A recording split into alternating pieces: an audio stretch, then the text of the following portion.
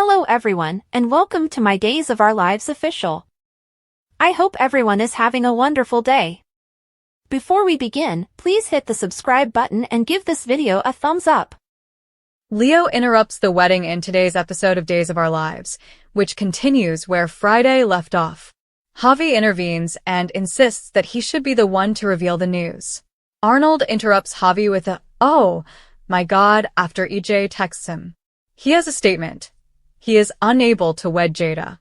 As Jada pulls Rafe aside to inquire about his meaning, the guests gasp and whisper. Returning to the police station, Belle expresses gratitude to Sean for his last-minute testimony, especially considering that he was not present at the wedding. Sean mentions that he could have done without Chanel kissing him during their brief conversation regarding the previous evening.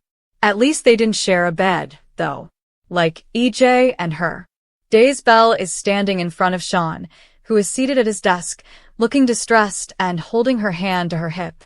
While Sean concedes that he should never have brought it up, Belle maintains that it was an error. But because I thought you had better taste, he finds it bothersome that he did. EJ's slime. He tells Belle she's lying to herself if she believes it's finished, but she still wants to hear what else he has to say. After Belle leaves, Sean takes a seat, opens a packet on his desk, and exclaims, "What the hell is this? You're not the woman I believed you to be." As Rafe grudgingly admits that he wasn't hired to find Sloane, Paulina demands to know what this is about. She was the subject of the case he took.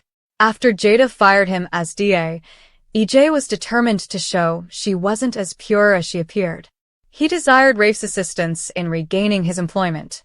Alright, but why on earth did he consent to assist EJ in gathering information about his bride? Rafe informs her that he believed it to be easy money. He may claim that Jada is clean, take EJ's money, and find nothing. However, he discovered something. Stephanie tells him it's not feasible and gets up. Paulina then hurries over to say that he couldn't have. Jada is immaculate.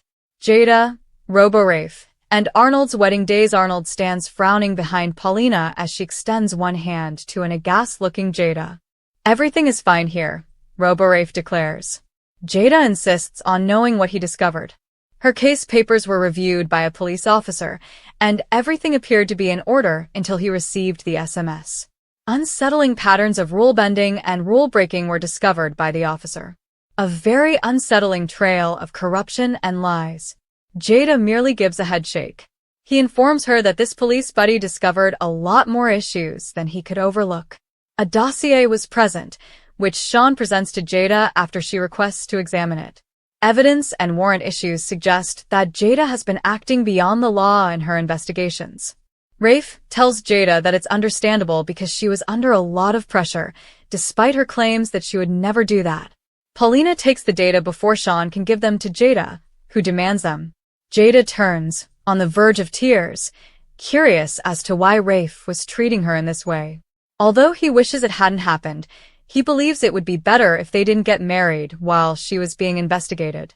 Paulina concurs as the mayor is unable to conduct this event, at least not until the matter is resolved. Jada, Rafe, and Arnold's wedding days. At her wedding, Paulina gasps as Sean gives Jada an envelope. Jada gets increasingly agitated and tries to explain that this is all a lie, but Paulina believes it's just a misunderstanding. Despite Stephanie and Steve's objections, Paulina requests that Sean bring her in for interrogation. False as Jada leads off, Rafe gives a sorrowful shake of his head. In the hopes that Arnold won't mess this up, EJ paces back in the mansion. Follow the script. Torn apart by this, he's messaging him away, urging him to play a tortured groom. After Sean gave her a hard time over EJ, Belle lashes out, irritated and furious. "So, are you here to apologize?" He ponders. Rather, she arrived to determine how to manage their relationship thereafter. EJ is perplexed. "What connection?" Belle lashes out. "She didn't mean that kind of relationship." Sean and Marlena are aware, and the more individuals who are aware, the greater the likelihood that Sammy will discover the truth. Hurricane Sammy will then return to town with a vengeance. In the DiMera living room, Days EJ raises Belle's chin with one finger while they gaze into each other's eyes. EJ dismisses her concerns, stating that they shouldn't be afraid of Sammy. However, did she actually come to discuss Sammy, or was there another topic? He smiles. She chastises, "You can forget whatever you're thinking." As they get closer, she makes it obvious that what happened when they were intoxicated will never happen again. After a brief altercation, they jump on each other. When Belle withdraws, EJ encourages her to go if she wants to, but if not, they should head upstairs. After giving him a kiss, she carries him upstairs. Oh, all right. As they start rolling around in bed and ripping each other's clothes off in the bedroom, they continue to lock lips. Incredulous, Stephanie and her parents go to the pub. Kayla and Steve say they trust Sean and Paulina to keep things quiet, but Steph wants to go to the media. None of this could be true, they all agree.